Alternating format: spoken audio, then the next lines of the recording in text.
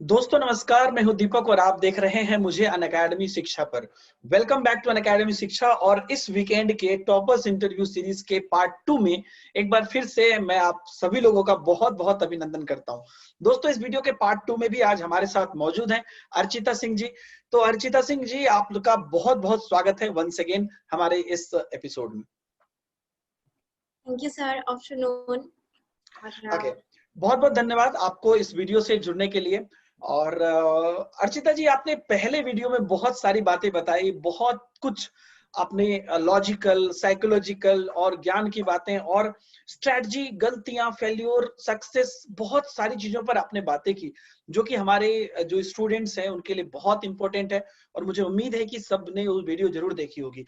दोस्तों, आप लोगों ने अगर इसका पार्ट 1 नहीं देखा है तो कुछ नहीं देखा, तो पहले जाके यहाँ पर पार्ट 1 देखिए। कल ही जो है ये वीडियो आई हुई है, पार्ट 1 इंटरव्यू, और ये पार्ट 2 इंटरव्यू है जो कि हम यहाँ पर आपको आज यहाँ पर करने वाले हैं। जैसा कि मैंने कहा था कि पार्ट 2 इंटरव्यू में हम लोग सब्जेक्ट वाइज बात करेंगे, लेकिन उससे पहले कुछ कुछ इंपॉर्टेंट क्वेश्चंस हैं जो कि मैं अर्चिता जी से जानना चाहूंगा। अर्चिता जी, कल के वीडियो में हम लोगों ने जो लास्ट बात की थी उसमें बताया था, हम लोगों ने डिस्कस किया था कि कॉन्फिडेंस एक बहुत ही इंपॉर्टेंट चीज होती है, जो कि हमने बोला था कि प्रैक्टिस से या प्रीवियस ईयर करने से बच्चों के कॉन्फिडेंस डेवलप होते हैं। एग्जाम हॉल में अगर हम बात करें या अपनी फेल्योर को लेकर बात करें, लोगों को बहुत डर लगता है। जैसे कि हम फेल हो जाएंगे तो क्या होगा, माता पिता क्या बोलेंगे, समाज वाले क्या बोलेंगे, वो 4 लोग जो आज तक किसी को मिले नहीं, वो 4 लोग क्या बोलेंगे, ये भी रहता है। और एग्जाम हॉल में जाएंगे, क्वेश्चन नहीं बनेगा तो क्या होगा। तो यहाँ आप मुझे बताइए कि ये जो 4 लोगों की चिंता होती है या इवन घर वालों की भी चिंता होती है, कई बार बच्चे ये उम्मीद घर वाले रखते हैं, मतलब आपसे ज्यादा आपके पड़ोसी चिंतित रहते हैं कि ये क्या कर रही है, रिजल्ट क्यों नहीं हो रहा है। तो ऐसे समय में काफी कॉन्फिडेंस लूज होता है। तो इस समय में आप बच्चे को क्या सजेस्ट करना चाहेंगे? सर, वो जो आपने 4 लोगों के बारे में बताया ना, जी। वो 4 लोग जो होते हैं ना, वो 4 दिन बोलते हैं, फिर उसके बाद हाँ। भूल जाते हैं। तो ये हम पर डिपेंड करता है कि उनकी बातों को हम 4 दिन लेके चले कि 4 साल लेके चले। जी। वैसे रही बात अपनी तैयारी की, तो कभी भी अपनी तैयारी के लिए कभी ये नहीं देखना चाहिए कि दूसरे क्या बोलेंगे या दूसरे क्या सोचेंगे, क्योंकि दूसरे सिर्फ बोलते ही हैं, चाहे आप अच्छा करो चाहे बुरा कर लो, वो बस बोलते ही रहते हैं। बिल्कुल तो बिल्कुल। उन्हें तो पहली बात, और रही बात फैमिली की, तो फैमिली का तो अगर सपोर्ट है तभी आप उस मुकाम पे पहुंचे हो जहाँ पे आप तैयारी कर रहे हो।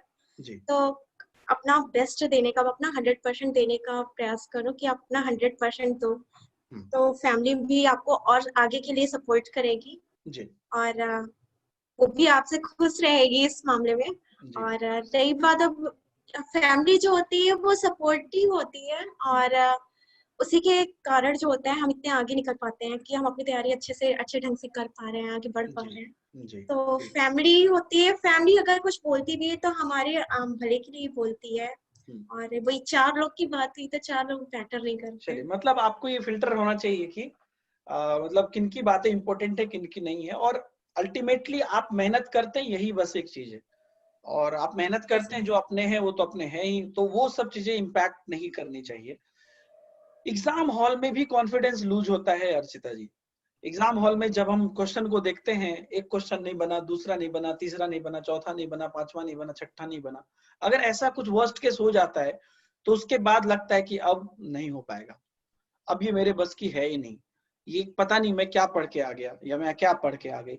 तो इस समय पे क्या मतलब एग्जाम हॉल में जाने के बाद जो वो डर रहता है, रिजल्ट का डर होता है, या 3 4 5 क्वेश्चन नहीं बने उसका डर होता है, या कुछ सिचुएशनल ऐसा है कि मतलब आप समझ में नहीं आ रहा क्या करें, झूठ मूठ का आप चाह रहे कि आप हड़बड़ाए नहीं, लेकिन आप हड़बड़ा रहे हैं, आपको डर लग रहा है, ऐसे सिचुएशन में क्या करने चाहिए?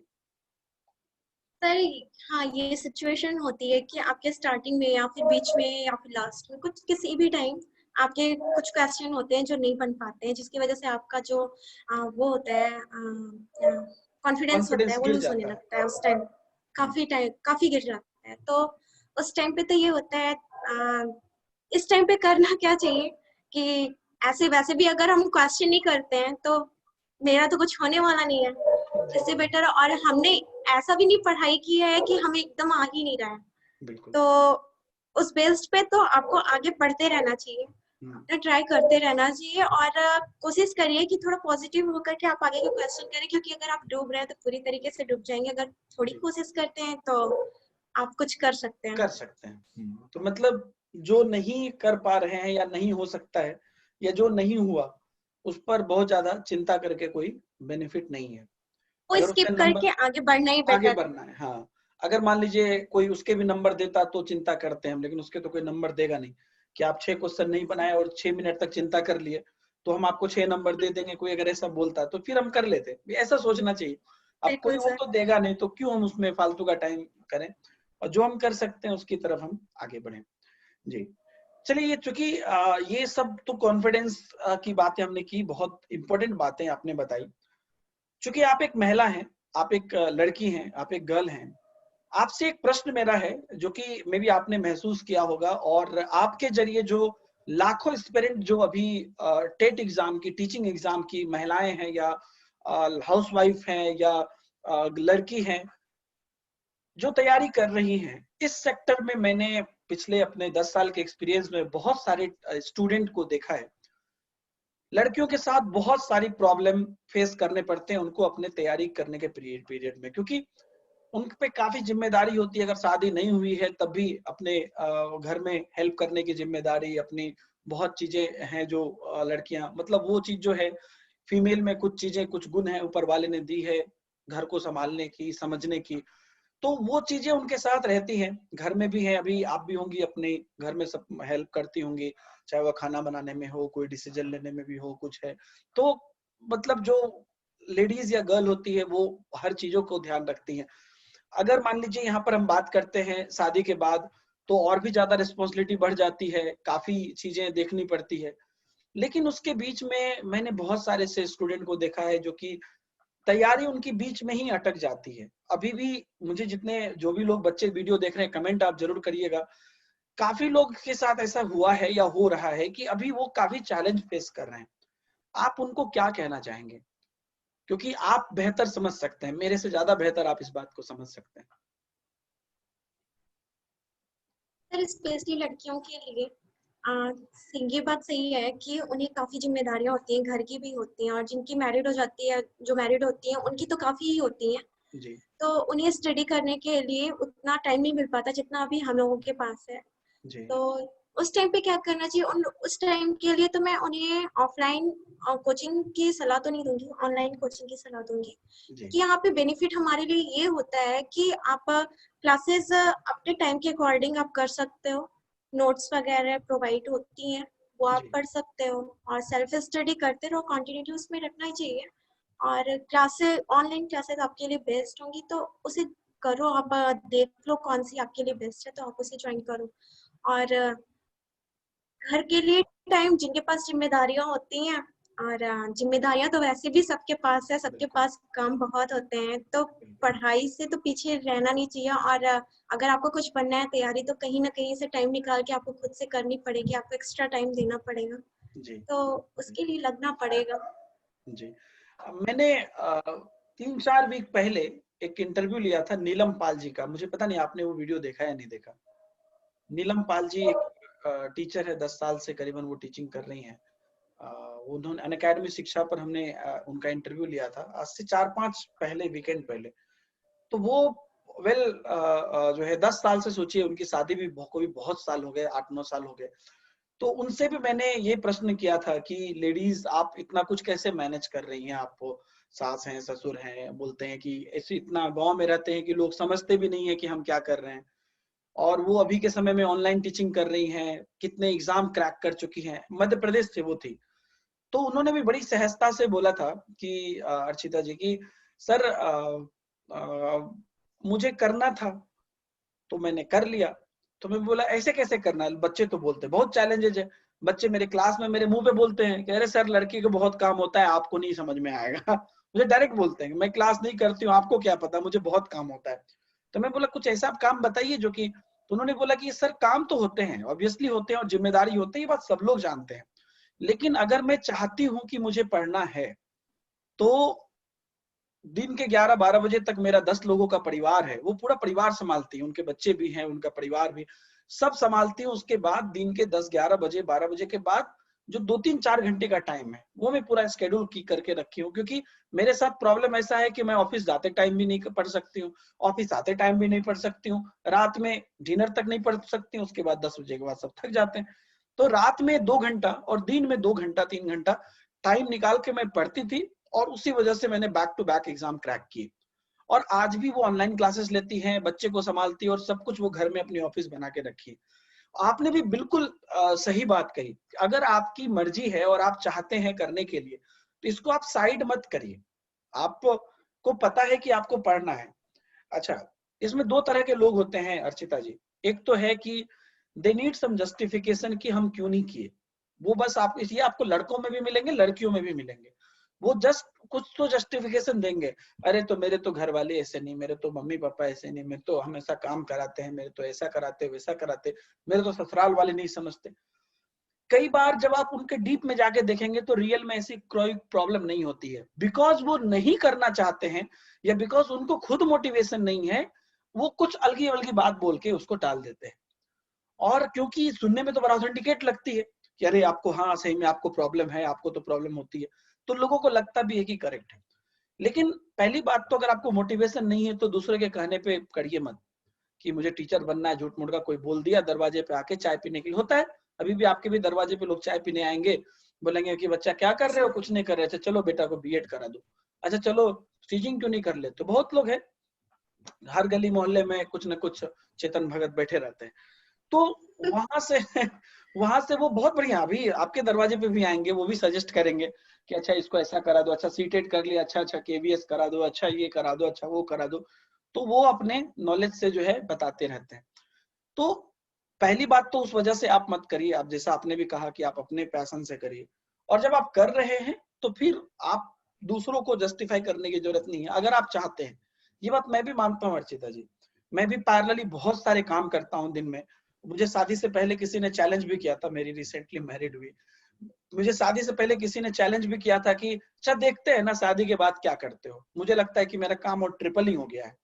तो ऐसा कुछ है, ये नहीं है। अगर आप कुछ चाहते हैं करने के लिए तो it's up to you how to manage, और आपकी फैमिली और प्रोफेशनल लाइफ बैलेंस करना, इट्स अप टू यू। और आप अर्चिता जी आज मुझे देख रहे हैं, अगर आप आज से 2 साल 1.5 साल पहले भी मुझे देखे होंगे या 5 साल बाद भी देखेंगे, आपको मेरे एनर्जी में कहीं कोई कमी नजर नहीं आएगी। मैं वही, अब सुबह से मैं 6-7 घंटा क्लासेस ले चुका हूँ, लेकिन वो कमी नहीं लगी। अगर आप करना चाहते हैं तो करेंगे, फिर उसको ऐसा नहीं है कि ये है वो है। हाँ, जैसा आपने कहा कि ऑप्शन आपके पास है कि ऑनलाइन क्लासेस आप ले लीजिए, उस टाइम में नहीं कर सकते दूसरे टाइम में कर लीजिए। तो ये तो चलिए एक, क्योंकि ये बहुत सेंसिटिव टॉपिक है अर्चिता जी, बहुत लोग इस पर अभी क्या कहते हैं, इस प्रॉब्लम के कारण नहीं पढ़ पा रहे हैं, या बहुत लेडीज हैं ज्यादातर इसमें संख्या में। तो ये तो चलिए कि ओवरऑल हम अब ट्रैक पे आ गए हैं और हमको पढ़ना है, लेकिन अब पढ़े कैसे। सब्जेक्ट सब अलग अलग है, सीडीपी है, ईबीएस है, मैथ है, हिंदी है, इंग्लिश है, संस्कृत है, उर्दू है, सबके अपने अपने हैं। हर सब्जेक्ट पर जो आपने तैयारी की उसके बारे में थोड़ा हमें बताइए। जैसे कि चाइल्ड डेवलपमेंट एंड पेडागोजी से अगर हम शुरुआत करें, इसकी आपने कैसी तैयारी की, और अभी के समय में आप बच्चों को कैसे हेल्प करना चाहते हैं।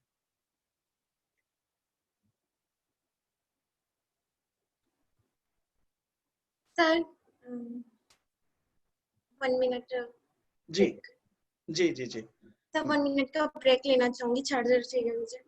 अच्छा अच्छा अच्छा, ओके चलिए, आप चार्जर लेके आइए, तब तक मैं बच्चे दोस्तों से सबों से बात करता हूँ।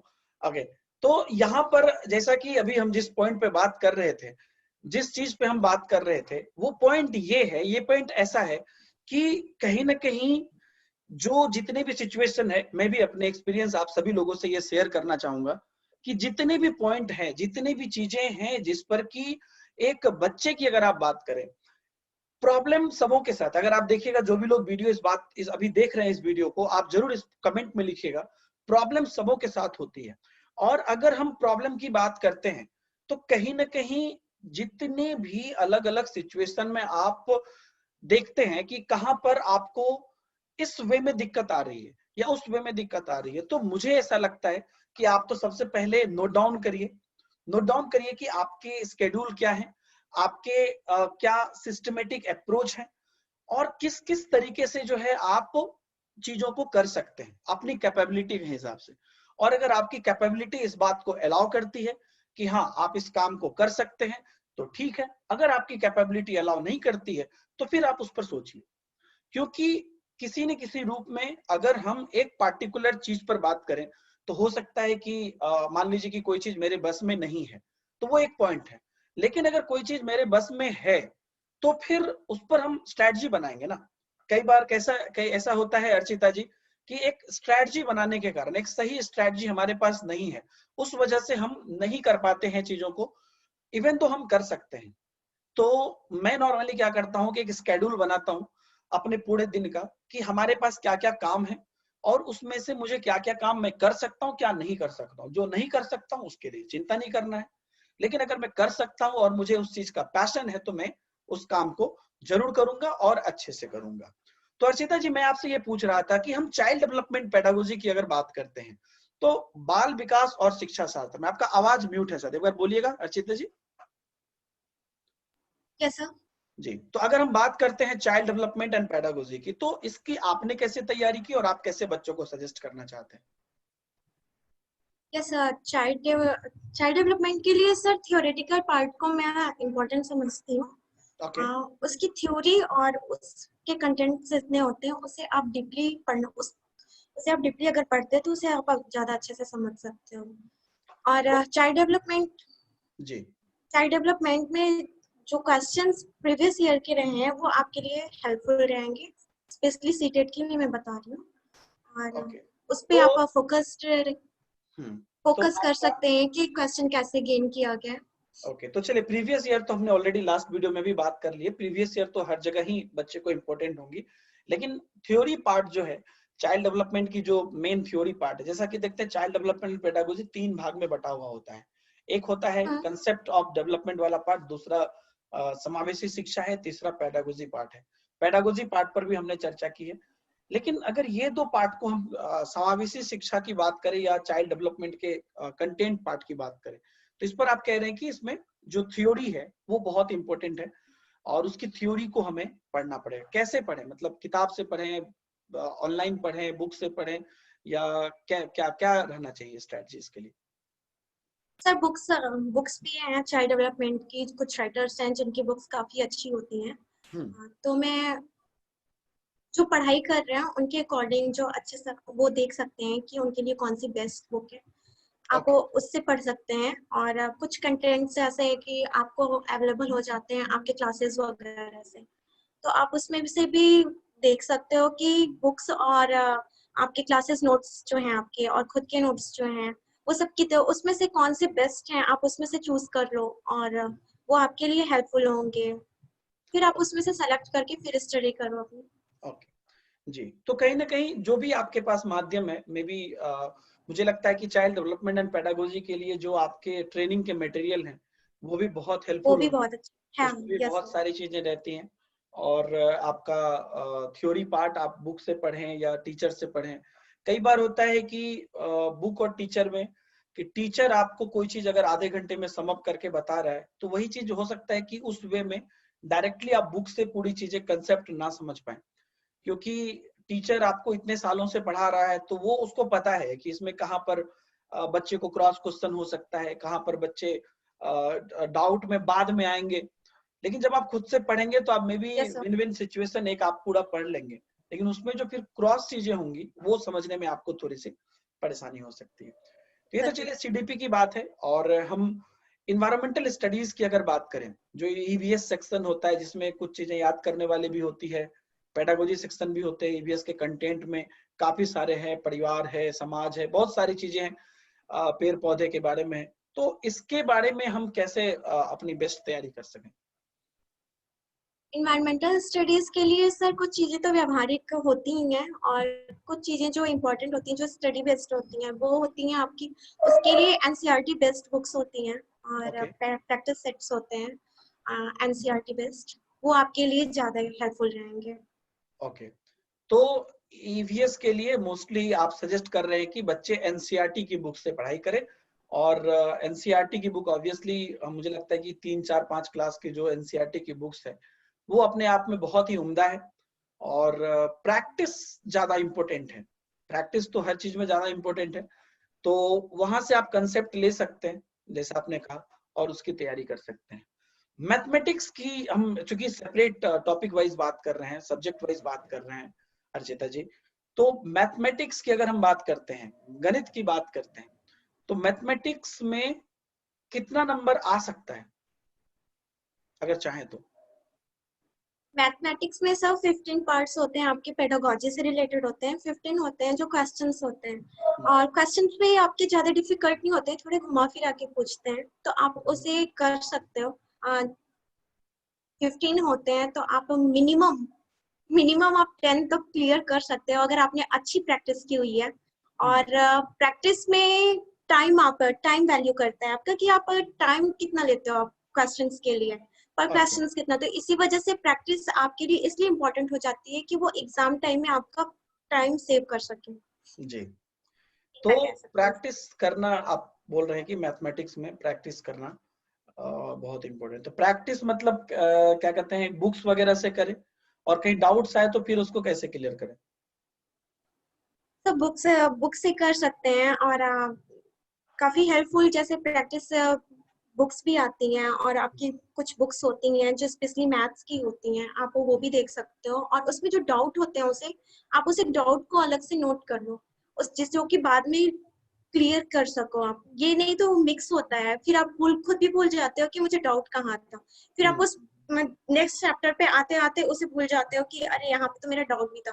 बाद में वो आपको दिक्कत करता है जब आप एग्जाम टाइम में जाते हो। तो इस वजह से डाउट को अलग नोट, किसी नोट पैड पे या फिर कहीं भी आप नोट कर लो, फिर उसे क्लियर करो, क्योंकि आप अगर क्वेश्चन सॉल्व करते जाओगे तो डाउट आपके क्लियर भी होते जाएंगे।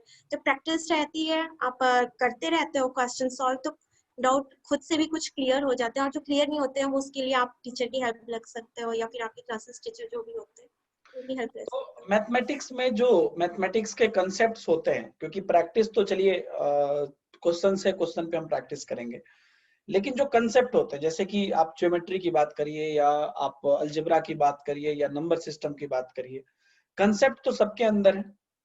तो कंसेप्ट जैसे पढ़े बिना बस प्रैक्टिस करें या कंसेप्ट पढ़ना भी इंपॉर्टेंट है आपके हिसाब से? तो कॉन्सेप्ट पढ़ना ही इम्पोर्टेंट है एक्चुअली। जब तक आप पढ़ोगे नहीं तब तक आपको तो वैसे भी डाउट होते ही जाएंगे, आप कितना भी पढ़ लो वो आपके समझ में आने वाला फिर नहीं है। इसलिए जी, कॉन्सेप्ट सबसे पहले है, आप कॉन्सेप्ट पढ़ के फिर उसके बाद प्रैक्टिस करते हैं तो वो बेस्ट रहेगा आपके लिए। ओके ओके, तो कंसेप्ट जानना जरूरी है, नहीं तो क्वेश्चन आप अगर एक सॉल्व कर भी लेते हैं तो उससे जुड़ा हुआ दूसरा क्वेश्चन में भी आप सॉल्व नहीं कर पाएंगे। जैसा अगर आप बेसिक ही नहीं जानते हो तो ट्रिक जान के फिर क्या कर लोगे। जी बिल्कुल बिल्कुल वही है। बिल्कुल। यहाँ पे हम लोगों ने जैसे कि अभी जितने भी मेजर सब्जेक्ट हैं, सेम हम पेपर 2 की भी बात कर सकते हैं, लेकिन अब हम यहाँ पर आते हैं लैंग्वेज पेपर्स पे। लैंग्वेज जो पेपर होता है, चाहे आप हिंदी इंग्लिश लें, इंग्लिश या संस्कृत लें या उर्दू लें, जो भी लें, तो किसी भी लैंग्वेज पेपर में भी आपका सीटेट में 50% का रेशियो रहता है। 50% आपके पैसेज प्लस पोएट्री और 50% प्लस आपके पेडागोजी। पैसेज एंड पोएट्री जहां तक हम बात करते हैं, अच्छा इससे पहले मैं आपको एक चीज बताऊं जो मेरा कैलकुलेशन है कि पेडागोजी की अगर हम बात करते हैं तो अर्चिता जी, पेडागोजी अपने आप में महत्वपूर्ण है। और टोटल अगर पेडागोजी के क्वेश्चन अगर आप सीटेट में ध्यान से सोचें तो सारे सब्जेक्ट के 50% पेडागोजी आते हैं। सीडीपी में तो पूरा 30 ही क्वेश्चन मान लीजिए कि वो तो चाइल्ड डेवलपमेंट ही है, तो सीडीपी के 30 क्वेश्चन और बाकी जो आपके 4 सब्जेक्ट हैं उसके 15 पेडागोजी क्वेश्चन। तो एक्चुअल में ये जो आपके हैं 15 चौके 60 प्लस 30, 90 क्वेश्चन एक्चुअल में आपको पेडागोजी से आए। और उसके बाद अब हम चल रहे हैं पैसेज और पोएट्री। एक सब्जेक्ट के पैसेज पोएट्री 15 नंबर, दूसरे सब्जेक्ट के पैसेज पोएट्री मतलब दूसरे लैंग्वेज के 15 नंबर। तो वो दोनों पैसेज पोएट्री हो गए 30। और पैसेज पोएट्री में सिंपल सी बात है कि आप ये समझिए कि किताब आपके सामने रखा है, चीटिंग करना है तो चीटिंग कर लो बस। पैसेज का मतलब मुझे वही समझ में आता है कि आपके सामने है सब कुछ, किताब आपके सामने है, आपको पहले से कुछ रट के या लॉजिक लगा के नहीं आना है, सामने है, पैसेज पढ़ो आंसर करो, मतलब किताब देखो आंसर करो। तो 30 नंबर तो वहां डायरेक्ट, और इधर 90 नंबर पेडागोजी। तो अगर लोग पेडागोजी अच्छे से पढ़ ले और पैसेज पोएट्री का जो देख के बनाने आ जाए, तो 90 + 30 120 नंबर, मतलब 120 नंबर, जिसको कि one of the standard marks बोलते हैं आपके सीटेट या किसी स्टेट टेट में, वो आपको पेडागोजी सेक्शन से और आपके पेसेज पोएट्री जो कि आप आसानी से कर सकते हैं, यहां से हो सकते हैं। जस्ट मैं एक बच्चों को एक राउंड ऑफ कैलकुलेशन बता रहा हूं, ताकि ये भी एक मोटिवेशन का तरीका है कि आप चाहें तो आज के आज भी आप बहुत कुछ कर सकते हैं, अगर आपकी पेडागोजिकल सोच अच्छी है तो, क्योंकि सीटेट भी वही चाहता है। नो डाउट हर सब्जेक्ट के कंटेंट अपने आप में इंपॉर्टेंट है। तो इस चक्कर में अगर जैसे हम 30 नंबर उसका जोड़ रहे हैं, तो वो जो 30 नंबर है, मतलब 15-15 पैसेज पोएट्री एक सब्जेक्ट का, पैसेज पोएट्री दूसरे सब्जेक्ट का, ये जो 30 नंबर है, इसको 30 में 30 लाने का क्या तरीका हो सकता है? जैसे पैसेज की अगर बात करें। पैसेज पोएट्री, जी ये सब पैसेज पोएट्री के लिए तो सबसे पहले आप प्रैक्टिसेस अच्छी होती है। जी प्रैक्टिसेस अगर आप करते हो तो आपको एक तरीका मिल जाता है कि आप पैसेज में से क्वेश्चन के आंसर को कैसे उठाते हो। और रही बात जिनकी प्रैक्टिस अच्छी नहीं है, उनके लिए अगर आपके पास टाइम है एग्जाम के टाइम पे, जब आप एग्जाम दे रहे हो, तो जी मैं यही कहूंगी कि आप एक बार पैसेज को अच्छे से पढ़ लो। जी टाइम ज्यादा तो नहीं, लेकिन ढंग, एक बार पढ़ो लेकिन ढंग से पढ़ो। हम्म और जब आप पढ़ते हो तो आपको खुद ब खुद वो कहानी की तरह एक दिमाग में बन जाता है कि वो कह क्या रहे हैं। तो जब आप जी क्वेश्चन देखते हो तो वो आपको पता चल जाता है कि ये लाइन यहाँ से खींची गई, यहाँ से क्वेश्चन यहाँ पे उठाया गया, तो आप उसे सॉल्व कर सकते हो। क्योंकि हमारे सीटेट में जो है सर, वो ग्रामेटिकल पार्ट थोड़ा कम है, ज्यादा है नहीं हिंदी में और टेट के अकॉर्डिंग, और इंग्लिश हो चाहे हिंदी हो, दोनों में ही। तो आपको उतना लेंथी कोर्स भी नहीं है आपका, जी तो आप उससे जितना भी पढ़ रहे हो, तो कम से कम जितना कोर्स है उसे अगर अच्छे से पढ़ के जाते हो तो वो आपके लिए इजी रहेगा। आप वहां पे नंबर काफी अच्छे से गेन कर सकते हो। बिल्कुल। तो मतलब पैसेज की प्रैक्टिस भी इम्पोर्टेंट है। अगर आप पैसेज, नॉर्मली यस सर। बच्चों को मैंने पैसेज की प्रैक्टिस करते हुए नहीं देखा है, वो नहीं करते हैं कई यस बार। सर। वो वो इसलिए नहीं करते हैं क्योंकि उन्हें कॉन्फिडेंस होता है कि हम कर लेंगे। कर लेंगे, लेकिन मुझे लगता है कि प्रैक्टिस करना चाहिए पैसेज में, यस सर। ताकि आपको वहां पे वो मतलब थोड़ा इजी लगे। या अगर आप 10 पैसेज पढ़े हुए हैं और पैसेज में से कैसे क्वेश्चन निकलते हैं, तो वो अगर आपको, कॉन्फिडेंस आता है। जी, कॉन्फिडेंस आता है बिल्कुल। Yes sir. और वो नंबर, मतलब मैं अगर अपने एज ए स्टूडेंट सोचूं, तो मेरे लिए वो चीज बहुत इंपॉर्टेंट है जो चीज मुझे पहले से याद नहीं रखना है, जो है सब ऑन द स्पॉट है, जो है सब बिल्कुल वही पे, सर। क्वेश्चन भी वही है, आंसर भी वही है। तो अगर ये मेरे लिए वो वही बात है कि आप किताब निकाल के दे दीजिए, क्वेश्चन दे दीजिए, इसमें से देख के आंसर लिख दो, तो बस ये टाइम का ही खेल है। तो कई बार क्या होता है कि एक क्वेश्चन में आप जैसे जाते हैं मैथमेटिक्स के या इनफैक्ट सीडीपी के, या जब आपको 2-3 ऑप्शन एक जैसे लगने लगते हैं, या मैथमेटिक्स में आप जब कैलकुलेट कर रहे होते हैं, तो आपको लगता है कि ये क्वेश्चन तो बनेगा मेरे से, और आप उसमें ऑलरेडी 40-50 सेकेंड से लेके 1 मिनट तक टाइम दे चुके रहते हैं। चाहे वो प्रश्न को पढ़ने में हो, उसको रिवर्स में सोचने को लेकर हो, ऑप्शन को लेकर हो, या कैलकुलेशन करने को लेकर हो, आपको अंदाजा भी नहीं लगता है, 1-1.5 मिनट आपका बीत चुका रहता है एग्जाम हॉल में। अब आपको पता चलता है कि आपने इस पे मतलब टाइम दिया है और बनेगा भी। अब आपको लग रहा है कि अब मतलब बहुत कुछ तो आप इसके बारे में रिसर्च कर लिए 1.5 मिनट में, लेकिन फिर भी वो टाइम तो ले रहा है। इस समय पे एक स्टूडेंट, आपके दिमाग में भी आया होगा, एक स्टूडेंट के दिमाग में क्या आता है कि इसको छोड़ें कि लेके चलें। जब सोचेंगे आप छोड़ें इसको, तो बोलेगा अरे यार 1-1.5 मिनट का टाइम लगाए हैं इसमें, इतना मेहनत किए हैं, अभी ये क्वेश्चन बनने पे है, अभी तो ये टाइम भी बेकार चले जाएगा, तो इसको बना ही लेते हैं। फिर जब बनाने लगेंगे 10 सेकंड में फिर से दिमाग में आएगा अरे यार ये तो बहुत टाइम लेगा, फिर तो अगले क्वेश्चन को भी हम ये कर रहे हैं। तो कई बार ऐसी डायलेमा में बच्चे रहते हैं जिसमें ज्यादा टाइम लगने लगता है। तो स्टार्टिंग में ही पता चल गया तो अच्छी बात है, लेकिन सारी क्वेश्चन स्टार्टिंग में पता नहीं चलती है, कभी कभी बीच में भी पता चलता है। तो इस मोमेंट पर जो बच्चा इस मोमेंट पर है, वो 1.5 मिनट लगा चुका है उस प्रश्न पे, और हो सकता है उसमें और 1-1.5 मिनट लगे, नोबडी नोज। उसको लगता है हर टाइम लगता है कि अगले सेकंड पता चलेगा, फिर कुछ ड्रॉबैक आ जाता है। तो ऐसे करते करते वो पूरी एनालिसिस कर रहा है, उस समय पे बच्चे को क्या करना चाहिए? Yes sir. जब ऐसा, हाँ ऐसा होता है मैथ्स में अक्सर ऐसा होता है, वो जी कोई क्वेश्चन हो तो उसके लिए क्या होता है ना कि जब आप स्टार्ट करते हो, अगर क्योंकि आपका एक फिक्स होता है टाइम, आप टाइम सेलेक्ट करे रहते हो कि मुझे इतने टाइम में इतने क्वेश्चन करना है, आप अपना एक बना करके जाते हो, माइंड सेट करके जाते हो कि मुझे इतने टाइम में इतना क्वेश्चन करना है। हाँ ये है कि मैथ्स में कुछ क्वेश्चन ऐसे होते हैं जो टाइम आपके लेते हैं, काफी लेते हैं, लेकिन अगर आप आधे टाइम में भी मतलब 1 मिनट 1.5 मिनट लेने के बाद भी अगर आप उसे नहीं कर पा रहे हो और तो ये फिर आपको और लगता है कि आपको 1.5 मिनट का है, तो उस टाइम पे उसे स्किप कर देना चाहिए, आपको आगे बढ़ना चाहिए। आपको क्या करना चाहिए कि उस क्वेश्चंस को वहां पे छोड़ करके बाद में उसे देखना चाहिए, नहीं तो वो और भी सारे क्वेश्चंस पे इफेक्ट डालता है। और आपको जब लगता है कि आप ये कर पा रहे हो, हाँ, और ये भी लगता है कि हाँ मैं बहुत करीब हूँ, फिर भी अगर हो जा रहा है तब तो ठीक है, लेकिन फिर अगर आप वहां पे ब्रेक करते हो तब आपको उसे बिल्कुल ही छोड़ देना चाहिए, क्योंकि फिर वो आपका काफी टाइम ले जाता है जी और तब तक आप बहुत पीछे जा चुके होते हैं, 2 से 3 क्वेश्चन आपके ऐसे ही छूट जाते हैं, तो जी इस वजह से आपको थोड़ा आगे बढ़ ही जाना चाहिए। बिल्कुल। और अगर मान लीजिए कि आप वहां पे छोड़ के आगे बढ़ जाते हैं और इनकेस आपको बाद में टाइम मिलता है, तो ऐसा थोड़ी है कि अभी की एनालिसिस आपकी बेकार गई है, वो तो है ही आपके पास, बिल्कुल वहां नहीं। तक तो आइडिया बिल्कुल। आपको आ ही चुका है। तो जब लास्ट में आप वापस आएंगे तो उतना तो किया हुआ ही रहेगा, वहां से आप आगे बढ़ेंगे। फिर वहां से आप आगे बढ़ेंगे। जी तो ठीक है, मतलब ऐसे में कभी कभी लोग, मैंने बच्चों को देखा है 3 4 5 मिनट तक एक एक मैथ के क्वेश्चन में दे दिए हैं। और रियली में पूछिए तो वो क्वेश्चन जान के दिया ही जाता है, अगर एज ए टीचर में बोलो, वो जान के हम लोग उसको रिजेक्शन क्वेश्चन बोलते हैं। हम लोग कुछ क्वेश्चन, जब भी कोई क्वेश्चन सेट करता है या क्वेश्चन बनाता है या हम लोग अपने बुक्स में भी डालते हैं, तो हम लोग रिजेक्शन क्वेश्चन बनाते हैं कि 150 में या 30 में से ये 3 क्वेश्चन रिजेक्शन क्वेश्चन है। और वैसे सही अगर बात मैं बताऊं तो हम 2 3 इजी क्वेश्चन डाल के 2 क्वेश्चन ऐसा रिजेक्शन डालते हैं कि 3 क्वेश्चन तक आपको लग रहा है कि आपका अच्छा हो रहा है और आप उस कॉन्फिडेंस से उस क्वेश्चन को बनाएं, लेकिन जैसे आप उस पर जाएं, अगर आपका वहां पे कॉन्फिडेंस लूज हुआ तो नेक्स्ट क्वेश्चन में भी आपका लूज रहेगा, क्योंकि सब कुछ तो क्वेश्चन सेट करने वाले के हाथ में है।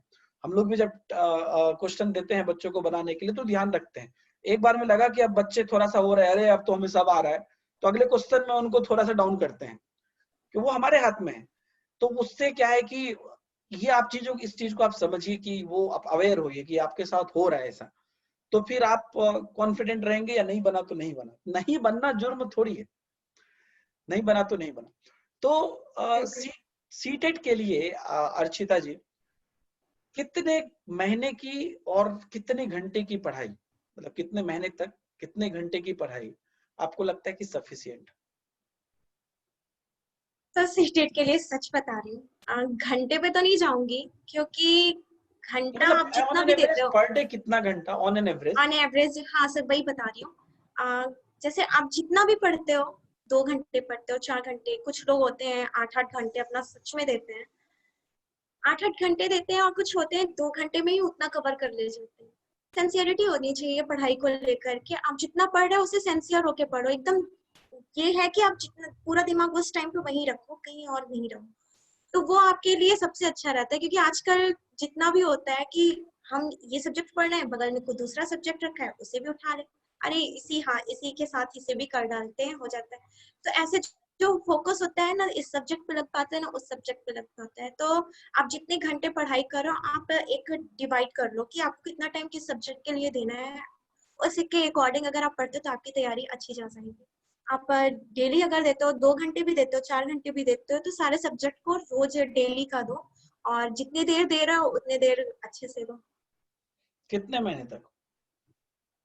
कितने महीने तक सर? देखिए, जैसे कि मैंने तो तैयारी की थी, मैंने उस टाइम पे 2 से 3 महीने ही दिए थे, ओके। और जितना देर पढ़ा था उतनी देर सिंसियरिटी के साथ ही पढ़ती थी, क्योंकि फैमिली सपोर्ट रहा ही है, और मैंने भी, नहीं, वो तो आपका मुझे भी रिजल्ट फैमिली ही बता रहा है कि आपने बहुत सिंसियरली पढ़ा था। टाइम भी काफी मिला, तो इसी वजह से सर मेरा होप है। और वही मैं अपने फ्रेंड्स और जितने भी कलीग्स हैं सबको सजेस्ट करना चाहूंगी कि आप जितना भी पढ़ो, सिंसियर होके पढ़ो, वो आपके बिल्कुल। लिए सबसे प्लस पॉइंट रहेगा। और ये सबसे बड़ा प्रॉब्लम भी अभी का यही है, रियलिटी में बात करूं, इंटरव्यू में लोग बड़ी बड़ी बातें कर लेते हैं, लेकिन सबसे लास्ट में मैं बिल्कुल इस सर। रियलिटी पे जाना चाहूंगा कि लोगों का माइंड स्थिर नहीं है। अभी अगर मैं एक बिल्कुल नहीं। सब्जेक्ट पढ़ रहा हूं तो पक्का मेरा दिमाग दूसरे सब्जेक्ट पे होगा। पढ़ाई तो छोड़िए, कोई काम भी कर रहे हैं तो ये काम है कर रहे हैं तो उसके लिए वॉरिड है, वो कर रहे हैं तो उसके लिए वॉरिड है, ये कर रहे हैं फिर उसके लिए। तो पढ़ाई में भी वही रहता है, ये सब्जेक्ट पढ़ रहे हैं वो नहीं हुआ है, वो पढ़ रहे हैं तो वो नहीं हुआ है। तो आप प्लान बनाइए, रूटीन बनाइए, उस हिसाब से काम करिए, तो वॉरिड रहने से कुछ है नहीं। और डिस्ट्रैक्शन ये भी बहुत बड़ी चीज है, चाहे वो व्हाट्सएप हो, फेसबुक हो, यूट्यूब हो, फोन कॉल हो, कुछ भी हो, वीडियोज हो, तो ये भी एक बड़ा चीज है लोगों को ना। और ऐसा मैंने देखा है बच्चों को, सारी चीजें एग्जाम के 1-2 महीने के अंदर ही याद आती है। ऐसे नए नए लोगों से चैटिंग चैटिंग करना शुरू कर देंगे, मेरे भी ग्रुप में होता था, मतलब ऐसा घंटों घंटों बात कर रहे हैं। अभी एग्जाम एग्जाम खत्म हो गया, उसके बाद फिर सब हल्ले बैठे हैं, लेकिन उस टाइम पे ऐसे घंटों बात कर रहे हैं। और जब अगर 2-3 लोग बैठ के बात कर रहे हैं, अभी घर में ही हो, भाई बहन बैठ के, बहन बहन बैठ के या दोस्त बैठ के, तो क्या क्या टॉपिक, अरे याद है हम वहां गए थे तो ऐसा हुआ था। उस टाइम पे पूरी जिंदगी की कहानी भी उसी टाइम पे चर्चा होती है, सब लोग जब साथ में बैठते हैं तो। और बाकी जो सोशल डिस्ट्रैक्शन है वो तो है ही, ये रियलिटी है, ऐसा होता है। और तो इसके लिए लास्ट संदेश आपका है कि ये सब चीजों से बचने के लिए कैसे आप बोलना चाहेंगे, क्योंकि हमारे आपके सबके साथ ये चीज होता है, इससे बचने के लिए क्या बोलना चाहेंगे? सर मतलब मैं अपना बता रही हूँ। मैं अभी व्हाट्सएप के अलावा, क्योंकि मुझे जरूरत थी स्टडी से रिलेटेड, तो मैंने ज्वाइन किया था। बाकी मैं किसी सोशल प्लेटफॉर्म पे नहीं हूँ, किसी भी नहीं, ओके। क्योंकि मुझे अभी फोकस होना है अपने स्टडी पे। और सोशल प्लेटफॉर्म का मतलब ये भी है कि वो स्टडी बहुत अच्छी कराते हैं। कुछ आजकल तो जितने भी सोशल प्लेटफॉर्म है, हर जगह आपको स्टडी मटेरियल मिल जाएंगे, क्योंकि हर ही जगह अवेलेबल है अब तो। बट आप जो ये है बातें और डिस्ट्रैक्शन, ये अगर आप पढ़ाई टाइम पे अवॉइड करते हो तो ज्यादा बेटर होगा आपके लिए, क्योंकि अगर आप फेल होते हो तो यही लोग आपको पूछने नहीं आते हैं। सही बात, सही बात, तो वही फिर पूछने नहीं आता। हाँ। फिर और वही चार बातें करते हैं, वही जो चार लोग हैं, वही चार 4 बातें लोग हैं करते जो हैं। तभी आपके साथ बैठे। हाँ सर। हो तो सकता है कि वही वो 4 इस बातें वजह से करते हाँ ठीक है, टाइम देना चाहिए, सबको देना चाहिए, लेकिन आपको स्टडी टाइम पे बिल्कुल उनसे अटैचमेंट उस टाइम पे तो नहीं रखनी चाहिए। थोड़ा सेल्फिश होना चाहिए यहाँ पे। हैं। बिल्कुल। यहाँ पे और सेल्फिश इसको होगे तो बिल्कुल। ही आप। और ये सेल्फिश जो है, ये बहुत ही अच्छे कॉज के लिए सेल्फिश आप हैं, तो होना चाहिए, ताकि सामने वाला जो आज आप जिससे आप बात नहीं कर पा रहे हैं, या जिसको आप जिसके साथ गप्पे नहीं लड़ा रहे हैं, या जिस चीज के लिए आप डिस्ट्रैक्ट नहीं हो रहे हैं, वो भी कल आप पे प्राउड फील करेगा। और वो भी बोलेगा कि अरे हम तो इसको देखे पढ़ते हुए साथ में, मेरे साथ भी ऐसा हुआ है। तो जब मेरा रिजल्ट नहीं था तो लोग बड़ी, अरे इसको जैसे घूमते रहता है, बैठे रहता है, ये रहता है, रात में जल्दी सो जाता है, पढ़ता नहीं है। वही लोग बाद में बोल रहा था ये सो नहीं जाता था, ये नींद में मतलब ये लेट के सोचता रहता था, पढ़ता रहता था, जब मेरा अच्छा रिजल्ट हो गया तो वही लोगों का पूरा लाइन बदल गया। ये तो छत पे बिल्कुल भी सर। घूमता रहता था, तो दिमाग में पढ़ाई करते रहता था, एनालिसिस करते रहता था, तो रात में जग के पढ़ता था कि छुपा के पढ़ता था, बहुत सारी चीजें होती थी। तो वो तो खैर ब्यूटी है। तो अर्चिता जी, बहुत इंटरेस्टिंग बातें आपने की, और बहुत बढ़िया से आपने बहुत सारी बातें बताई, सब्जेक्ट पर भी बताई, अलग अलग प्रकार से भी बताई। मुझे बहुत अच्छा लग रहा है आपसे बात करके, लेकिन समय का भी अपना एक पाबंद है, हमें भी इस वीडियो में इजाजत लेना पड़ेगा। लेकिन जाते जाते आप कुछ संदेश क्या पूरे भारत के जो हमारे स्टूडेंट्स हैं, लर्नर्स हैं, उनको आप क्या संदेश देना चाहेंगे? हाँ, लास्ट में एक कहूंगी कि आप जितने लोग वीडियो देख रहे हो, या जितने लोग भी आपके कांटेक्ट में है, सबको यही कहो कि आप जितने टाइम भी पढ़ाई कर रहे हो, आप उसमें अपना बेस्ट देने का प्रयास करो। और अपने पहली बात तो, अगर आप तैयारी कर रहे हो तो आप ये सोचो कि मुझे ये करना ही है, क्योंकि आप तैयारी किस लिए कर रहे हो ये आप खुद भी जानते हो। जी। आप अगर कुछ भी पढ़ाई कर रहे हो वो आप ही के काम आने वाला है, किसी दूसरे के आएगा नहीं। फिर और रही बात टीचिंग प्रोफेशन में आप आगे जाकर के अगर बच्चों को पढ़ाते हो और उनके साथ फेथ मतलब एकदम क्या कहते हैं उसे कि अ, क्या कह फेयर रहना सकते हैं। चाहते हैं उनके उनके साथ। हाँ, फेयर, बिल्कुल। अगर आप फेयर रहते हो तो पहले आप खुद के साथ फेयर रहोगे, तो फिर उनके साथ आप ऐसे ही रह लोगे। जी। तो तैयारी करो, अपना बेस्ट दो, और जी। प्रैक्टिस सबसे इम्पोर्टेंट है, जी। Specially for CTET. तो कंटिन्यू। ओके, चलिए, बहुत बढ़िया बढ़िया बातें आपने की अर्चिता सिंह जी। और हम पूरी अनअकैडमी की टीम की तरफ से हम आपके उज्जवल भविष्य की कामना करते हैं। हम चाहते हैं कि थैंक और यू भी सर। आप जिंदगी में जिस जिस मुकाम पे पहुंचना चाहें पहुंचे। अनअकैडमी की आपको जहां पर भी मदद की जरूरत पड़ेगी, आप जरूर अनअकैडमी की मदद लीजिए, पढ़िए। और हम सभी शिक्षकों की ये खुशनसीबी होगी कि आप जैसे स्टूडेंट को हम और आगे बढ़ा सकें। और आप लोग जब एक बड़े मुकाम पे पहुंचेंगे तो वो हमारे लिए भी बहुत प्राउड की बात है। और स्पेशली आप मेरे स्टूडेंट हैं, तो आप समझ सकते हैं कि मेरे लिए कितनी प्राउड की बात है कि मैं एक स्टूडेंट का आज इंटरव्यू ले रहा हूँ और मेरी स्टूडेंट उस मुकाम पर है, जो कि मुझे अपने समकक्ष बिठाते हुए आपको बहुत खुशी हो रही है। और इससे भी बाकी बच्चे भी प्रेरणा ले सकते हैं कि कल आप भी इस जगह पे हो सकते हैं। मेहनत करिए, सफल होइए और बिल्कुल आप अपने लक्ष्य को पाइएगा। तो बहुत बहुत धन्यवाद अर्चिता सिंह जी, आपको हमारे इस 2 एपिसोड में आने के लिए। Thank you so much sir. जी तो और दोस्त ये तो मेरा सौभाग्य रहा। जी thank you so much again. जी बहुत बहुत धन्यवाद अर्चिता सिंह जी। और दोस्तों आप देख रहे थे अर्चिता सिंह, प्रयागराज यूपी से हमारे साथ थी आज के इंटरव्यू में। कल के इंटरव्यू में भी लगातार वो मौजूद थी, काफी सारी बातें की। अगले वीक एक और नए एपिसोड के साथ, नई चीजों के साथ हम आपके बीच आते रहेंगे। अपने माता पिता का सम्मान करें, बड़े बुजुर्गों का ख्याल रखें, सबों के साथ प्यार बांटे। अपने दोस्त दीपक को दीजिए इजाजत। Bye bye. जय हिंद।